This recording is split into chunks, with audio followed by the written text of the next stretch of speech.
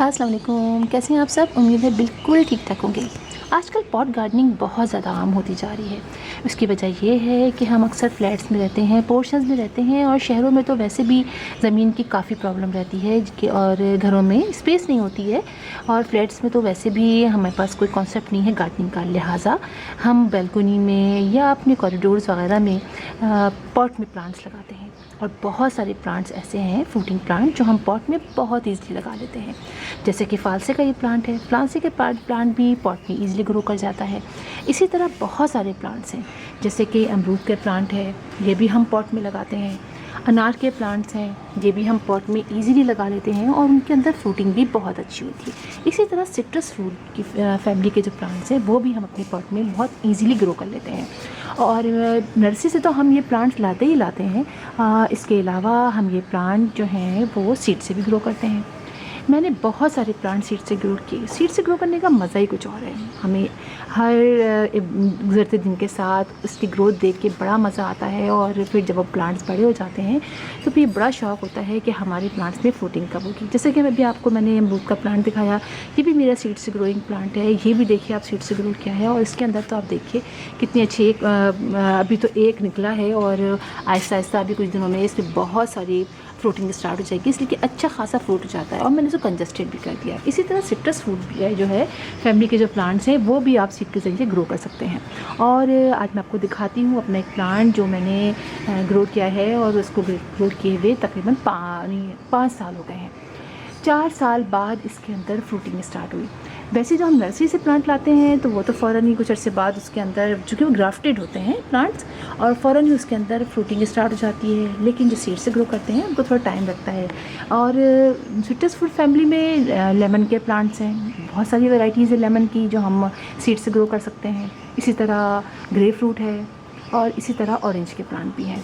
मेरी आदत है कि मैं जब भी कोई फ्रूट खाती हूँ या कोई भी चीज़, मतलब जिससे आपके सीड्स मुझे मिल जाते हैं कहीं से भी, तो मैं वो ज़रूर अपने गार्डन में अपने किसी पॉट में डाल देती हूँ। इसी तरह ग्रेप फ्रूट और ऑरेंज और लेमन के सीड्स तो मैंने बहुत दफ़ा डाले। बहुत से प्लांट्स निकले, कुछ प्लांट्स मैंने रहने दिए, कुछ प्लांट्स मैंने उखाड़ दिए, जिसमें से कुछ प्लांट्स मैंने आपको भी दिखाए, जैसे कि ये लेमन का प्लांट है, अमरूद के प्लांट हैं, और अनार का है। इस तरह के बहुत सारे प्लांट्स हैं। और ये जो ऑरेंज का प्लांट है, ये मैंने पॉट के अंदर जब प्लांट सीड डाले तो उसमें ऑरेंज के भी डाल दिए, यानी कीनू के डाल दिए, और साथ ग्रेप फ्रूट के भी डाल दिए। तो एक प्लांट निकला, प्लांट बड़े अच्छे तरीके से ग्रो कर रहा था। लेकिन आप देखिए कि इसके ये जो स्टेम थे काफ़ी चेंज था। तो मुझे ये हुआ कि यकीनन ये या तो ग्रेप फ्रूट का है या फिर ये ऑरेंज का है। खैर ये प्लांट बड़ा होता गया, और मैं हर रोज़ इसको चेक करती, और बड़ा मज़ा आता था। और मैंने सोचा कई दफ़ा, तो कई लोगों ने मुझे मशवरा दिया कि आप इस प्लांट को उखाड़ दें, इतना बड़ा हो गया है, कुछ भी नहीं निकल रहा, और अब तो इसमें नहीं निकलेगा। लेकिन मुझे इस प्लांट से बहुत प्यार हो गया था, मुझे बहुत अच्छा लगता था इसका ये स्टाइल बनने का, इतना ऊँचा। और ये देखिए, ये 20 इंच के पॉट में लगा हुआ है।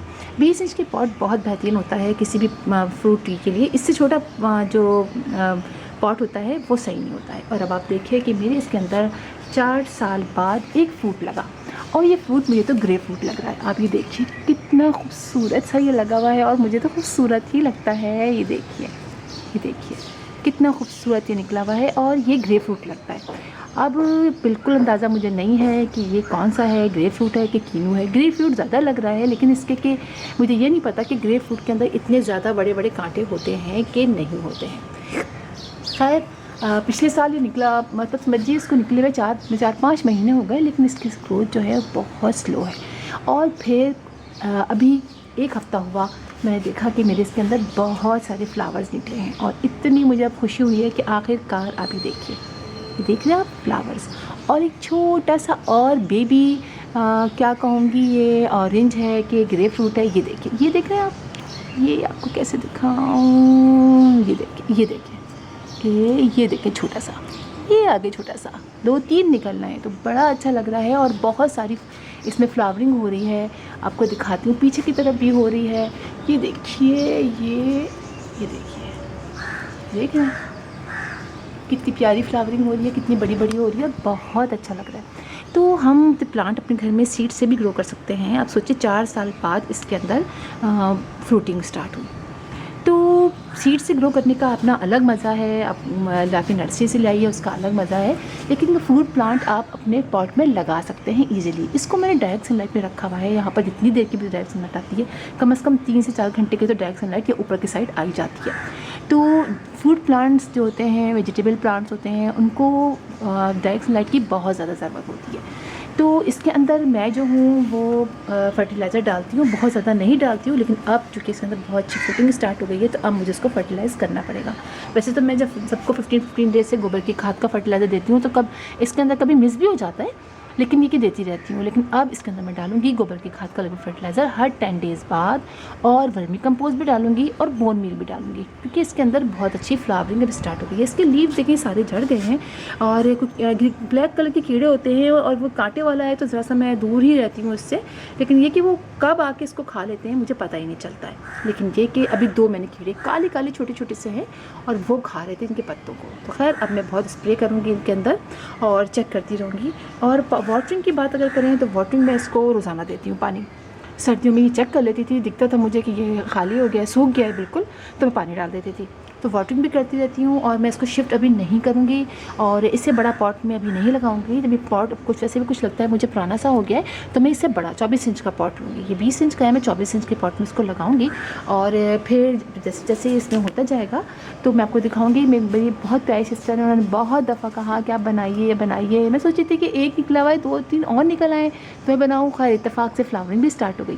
खैर बहुत अच्छा लगा, आप ज़रूर लगा सकते हैं अपने पॉट में, कोई बात नहीं है अगर फ्रूट काफ़ी दिनों बाद निकले, लेकिन यकीन जाने जो ये मज़ा होता है इसको देखकर जब फ्रूटिंग होती है और सीड से लगाया हुआ हो तो मज़ा ही कुछ और होता है।